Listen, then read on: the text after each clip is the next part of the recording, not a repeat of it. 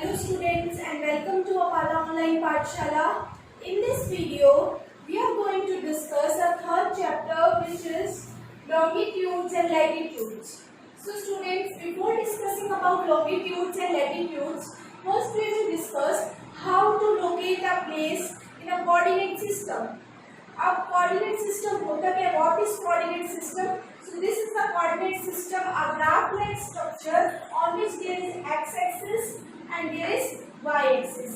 This is a coordinate system or you can say grid system because ये आप इसको आप एक coordinate system भी बोल सकते हो, grid system भी बोल सकते हो. क्यों? क्योंकि grid system क्या होता है जिसमें दो lines horizontally and vertically lines आपस में एक दूसरे को intersect कर रही हो.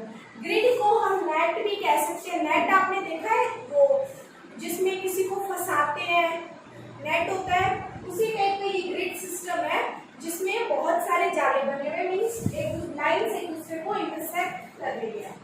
ये एक्स एक्सिस से ये वाई एक्सिस है. अब अगर हमें यहाँ पर इस ए पॉइंट का डिस्कस करना हो कि ए पॉइंट कहाँ लोकेटेड है तो हम इसको लिखेंगे 3:4 क्योंकि एक्स एक्सिस पे ये कहाँ लोकेटेड है? थर्ड पॉइंट पे और वाई एक्सिस पे फोर्थ पॉइंट पे. तो अगर हम एक्स और वाई एक्सिस से पॉइंट निकाले तो ये निकलेगा और हमें पता लग जाएगा कि जो ये ए पॉइंट है ये कहाँ लोकेटेड है? 3:4. ये तो कोऑर्डिनेट सिस्टम की बात हुई, लेकिन बहुत बार ऐसा भी होता है कि हमें ग्लोब पे या फिर मैप पे किसी कंट्री को, किसी प्लेस को, किसी सिटी को लोकेट करना होता है. हमें बताना होता है कि उसकी एग्जैक्ट लोकेशन क्या है. So for that exact location हमें यहाँ पर एक ब्लॉक ड्रॉ किया है. इसमें हम पहले कुछ पॉइंट्स डिस्कस करते हैं कि बाद में लोकेट करना सीखेंगे, लेकिन उससे पहले कुछ पॉइंट्स डिस्कस करते हैं और स्टार्ट करते हैं यहाँ से. स्टूडेंट्स, ये क्या है?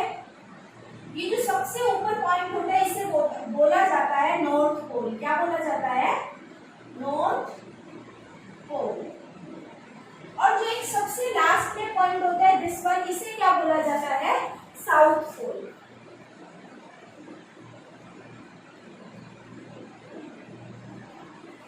स्टूडेंट्स, इसी के बीच में एक लाइन होती है.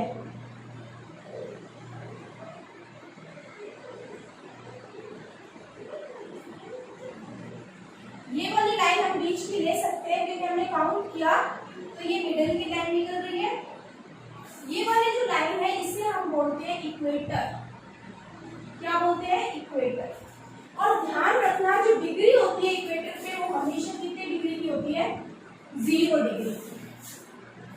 जैसे जैसे हम ऊपर जाएंगे वैसे वैसे डिग्रीज बढ़ती जाएगी. 20, 40, 60, 80 और नॉर्थ पोल पे हमेशा कितना डिग्री होता है? 90 डिग्री. कितना डिग्री होता है? 90 डिग्री.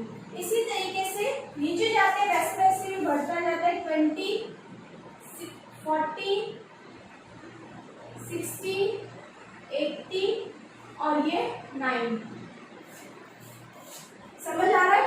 इसके बाद ये जो लाइंस है, अब हमें पता होना चाहिए कि लॉन्गिट्यूड्स और लैटिट्यूड्स क्या होते हैं. तो पहले लैटिट्यूड डिस्कस करते हैं. आप देख रहे हो इसमें लाइंस जो है, जो लेटिवी लाइंस है, ये जो लेटिवी लाइंस आप देख रहे हो, इन लेटिवी लाइंस को क्या बोला जाता है? लैटिट्यूड्स. क्या बोला जाता है? लैटिट्यूड्स. और ये लॉन्ग लॉन्ग लाइंस है इन्हें क्या बोला जाता है? लॉन्गिट्यूड्स. तो अभी इन्हें हम लिख सकते हैं दीज आर लैटिट्यूड. और ये जो खड़ी लाइंस हैं इन्हें बोला जाता है लॉन्गिट्यूड. अब इसके अलावा एक और बात होती है parallels of latitude and meridians of longitude. वो क्या होता है? तो सुनिए, अगर यहाँ एक लाइन है तो हम इसे बोलते हैं लैटिट्यूड. लेकिन जब ये पैरेलल लाइंस जो आप देख रहे हो, अब पहले पैरेलल लाइंस क्या होती है बेटा? वो लाइंस जो आगे जाके इंटरसेक्ट हो जाती है उन्हें बोलते हैं इंटरसेक्टिंग. और ऐसी लाइन जो इंटरसेक्ट ना हो, जो सीधी सीधी रहे, उन्हें क्या बोलते हैं?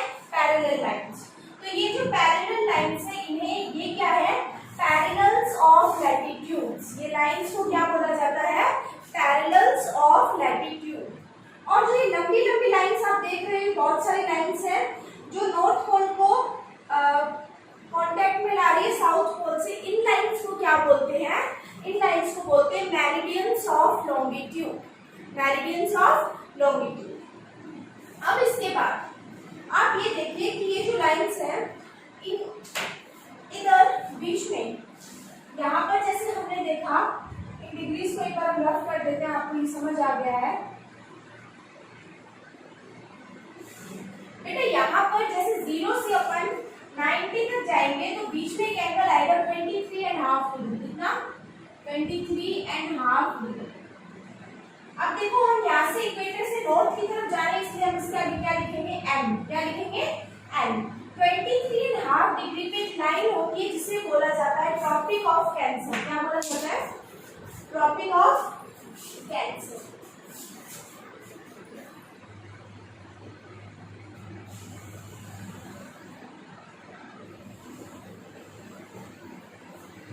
और इस ट्रॉपिक ऑफ कैंसर से ऊपर जहां पे 66.5 डिग्री होता है, 66.5 डिग्री नॉर्थ, उसे बोला जाता है आर्टिक सर्कल। क्या बोला जाता है? Arctic circle. समझ आ रहा है? हम यहाँ इसको रफ कर देते हैं एक बार आपको समझाने के लिए। इस स्पेस को मैं खाली कर देती हूँ। अब देखिए स्टूडेंट्स, ये जो लाइन है और एक, ठीक है, ये जो लाइन है इस लाइन को क्या बोलते हैं? Tropic of Cancer. और इस लाइन को बोलते हैं आर्टिक सर्कल। इसी तरीके से लाइक दिस ओनली नीचे भी लाइन्स होती है।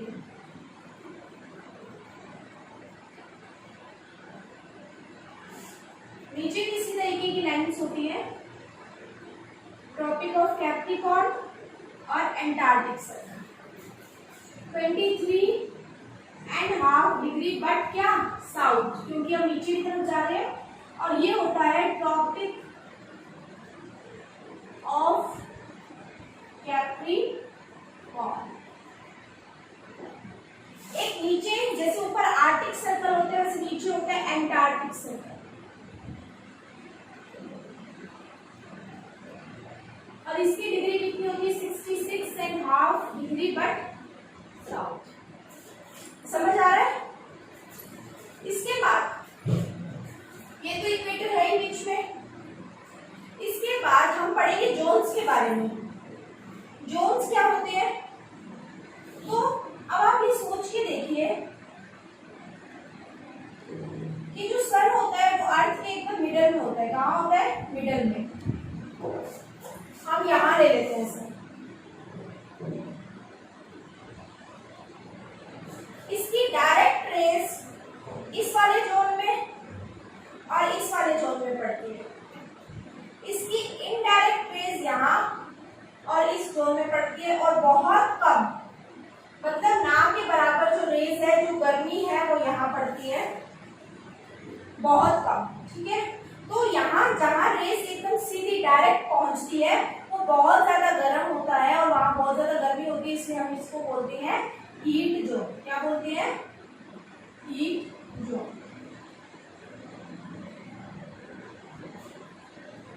अब जहां बहुत कम पहुंचती है ना के बराबर, वहां बहुत ज्यादा ठंडी होती है, इसीलिए हम उसको बोलते हैं फ्रिजिड जोन। क्या बोलते हैं? Frigid zone.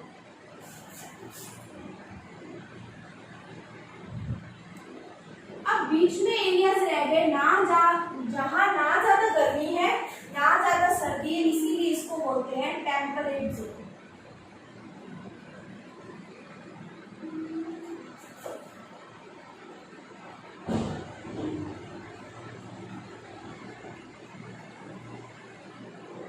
Okay,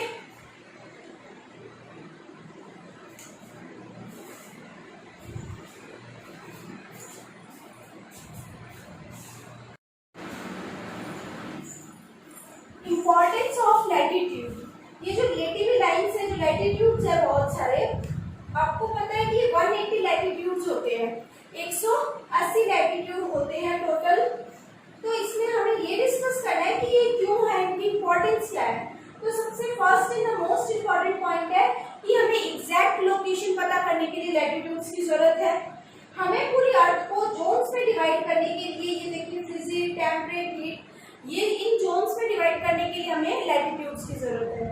third point है, हमें डिस्टेंस कितना है, जो हमें लोकेशन चाहिए उसका इक्वेटर से कितना डिस्टेंस है, ये पता करने के लिए लैटिट्यूड्स की जरूरत है। और फोर्थ पॉइंट इंपॉर्टेंट जो है कि हमें टेम्परेचर का एक आइडिया पता लग जाता है। अगर कोई यहाँ है कोई पॉइंट, उसका हमें पता करना है, तो हमें पता है ये टेम्परेट जोन में लोकेटेड है, तो इसका जो टेम्परेचर होगा ना वो ज्यादा कम होगा और ना वो ज्यादा होगा, मतलब ना यहाँ ज्यादा ठंडी होगी और ना यहाँ ज्यादा गर्मी होगी। इसके बाद जो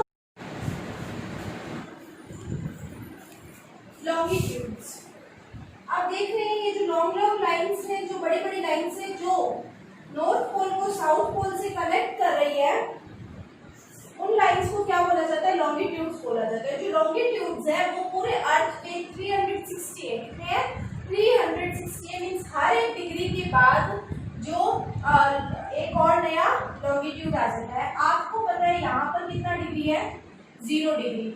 इसके बाद 1, 2, 3 ऐसे करके ये जो लैटिट्यूड्स है ऐसे मूव करते हैं। अब ये जो बहुत सारी लाइंस आपको दिख रही है, लैटिट्यूड्स दिख रहे हैं, जो इस नॉर्थ पोल को साउथ पोल से कनेक्ट करे, इन्हीं को मेरिडियन ऑफ लॉन्गिट्यूड बोला जाता है। प्राइम मेरिडियन, जैसे हमने बीच में लैटिट्यूड्स में एक लाइन देखी थी इक्वेटर, वैसे ही लैटिट्यूड्स में लॉन्गिट्यूड्स में ये लाइन होती है, इसको बोला जाता है प्राइम मेरिडियन। आप देख सकते हैं बीच में सेंटर में ये लाइन है। अब जो जहां से ये प्राइम मेरिडियन पास होता है, उधर एक जगह है यहाँ पर बीचों बीच, जो है ग्रीनविच लंदन, ग्रीनविच लंदन। इसके बाद अगर हम बात करें तो दो चीजें, जो ये लॉन्गिट्यूड है, इसकी जो इम्पोर्टेंस है, दो चीजों के लिए हमें काम आता है। जैसे एग्जैक्ट लोकेशन तो हमें पता है, बताएगा ही कि ये चीज यहाँ से ईस्ट में कितनी है, वेस्ट में कितनी है, ये सब बताने के लिए यूज होता है। लेकिन एक और जो मोस्ट इम्पोर्टेंट काम करता है वो ये टाइम बताता है। क्या बताता है, टाइम बताता है। जैसे यहाँ पर जो टाइम होता है वो 12 हुए हो, तो इधर अगर कोई लोकेशन है तो उसमें टाइम चेंज आएगा, इधर कोई लोकेशन है इधर टाइम चेंज होगा, इधर है तो इधर टाइम चेंज होगा।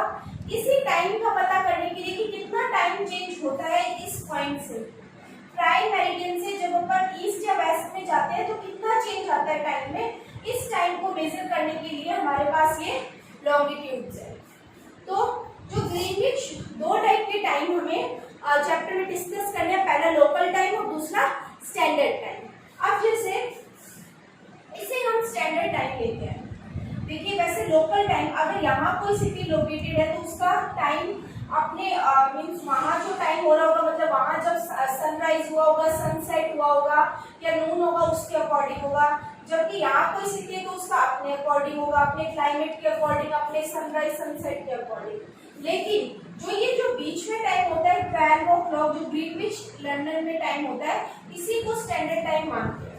अब जो यहाँ टाइम है, वैसे एक एक डिग्री अगर बढ़ता जाए, जैसे हमने यहाँ पर डिस्कस किया कि ये जो प्राइम मेरिडियन है यहाँ पे कितना डिग्री है, 0 डिग्री है। कितना डिग्री है, 0 डिग्री।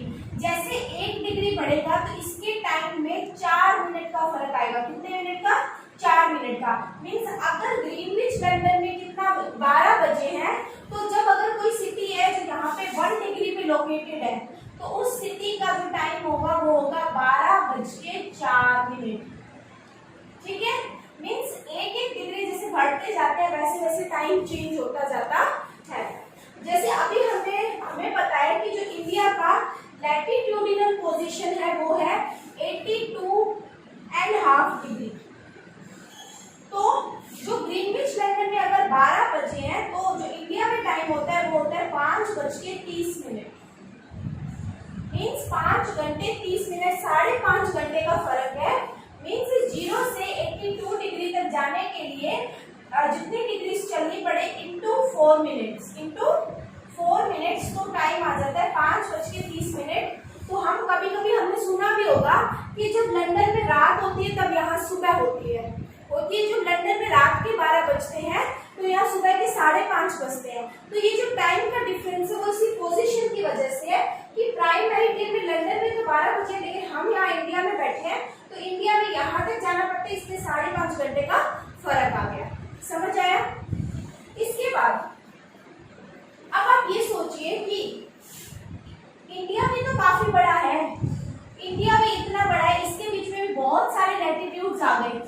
अलग अलग लैटिट्यूड के अकॉर्डिंग अलग अलग टाइम होते हैं तो बहुत ज्यादा कंफ्यूजन हो जाती है। इसीलिए इंडिया की गवर्नमेंट मान लीजिए या पहले से ऐसा होता आ रहा है कि टाइम चाहे कुछ भी हो, जो प्रयागराज सिटी है उत्तर प्रदेश में, जो प्रयागराज सिटी है वहां जो टाइम हो रहा है, मीन्स यहाँ पे समझिए यहाँ पे प्रयागराज सिटी है और यहाँ का जो लैटिट्यूडिनल पोजीशन है वहां के अकॉर्डिंग अभी 4 बजे है। तो इंडिया में जितने भी लैटिट्यूड्स है उनमें चाहे कितना भी टाइम हो, कहीं 8 बजे हो कहीं 12 बजे हो, लेकिन जो प्रयागराज में टाइम है वही टाइम पूरे इंडिया का माना जाता है। समझ आया? यहाँ इंडिया में अलग अलग लैटिट्यूड्स होते हैं। इंडिया में ये इतना सा इंडिया थोड़ी ना है, इंडिया भी बहुत बड़ा है। अगर इंडिया में इतना बड़ा लेते हो तो इंडिया से भी बहुत सारे लैटिट्यूड्स पास होते हैं। अलग अलग लैटिट्यूड पे अलग अलग टाइम होते हैं, क्योंकि आप सोचिए एक लैटिट्यूड 4 मिनट का फर्क ला देता है तो अलग अलग लैटिट्यूड्स पे अलग अलग टाइम होगा। उसी टाइम के अकॉर्डिंग अलग अलग टाइम हो, कंफ्यूजन हो, इंडिया में फ्लाइट्स और बहुत सारी चीजें जिसमें कंफ्यूजन हो जाएगा। इसीलिए जो एकदम मिडल में एक सिटी लोकेटेड है उत्तर प्रदेश में प्रयागराज, उस प्रयागराज में उस सिटी में जितना भी टाइम हुआ है, जितने भी बजे हैं उतना ही टाइम या वही टाइम पूरे इंडिया में माना जाता है। ठीक है, अब ये तो इंडिया की बात हो गई, लेकिन अगर हम रशिया में इस टाइम को स्टैंडर्ड टाइम बोलते हैं। क्या बोलते हैं? Standard time. मीन्स प्रयागराज का जो टाइम है वो स्टैंडर्ड टाइम है और वही स्टैंडर्ड टाइम पूरे इंडिया में चलता है। लेकिन अगर रशिया और इंडिया की कंपैरिजन करें तो रशिया इंडिया से काफी बड़ा है और उसमें तो बहुत ज्यादा लैटिट्यूड्स है, तो इसीलिए रशिया में जैसे इंडिया में एक ही स्टैंडर्ड टाइम को पूरे इंडिया में माना जाता है, वैसे रशिया में 11 स्टैंडर्ड टाइम्स है। कितने? 11।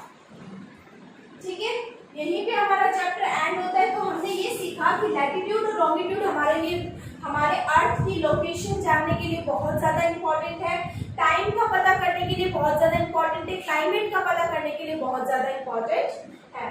बाकी ये जो मेन पॉइंट्स है आप एक बार फिर से वीडियो देख करके रिवाइज कर लीजिए। नोट्स की तरह लिखना है तो आप लिख सकते हैं, इस पॉइंट्स को अपने माइंड में लिख कर लीजिए। आगे मैं आपको जल्द से जल्द पीडीएफ भेज दूंगी क्वेश्चन आंसर्स की, उसे आप अपने नोटबुक में कर लीजिएगा। So thank you so much, the video is over here.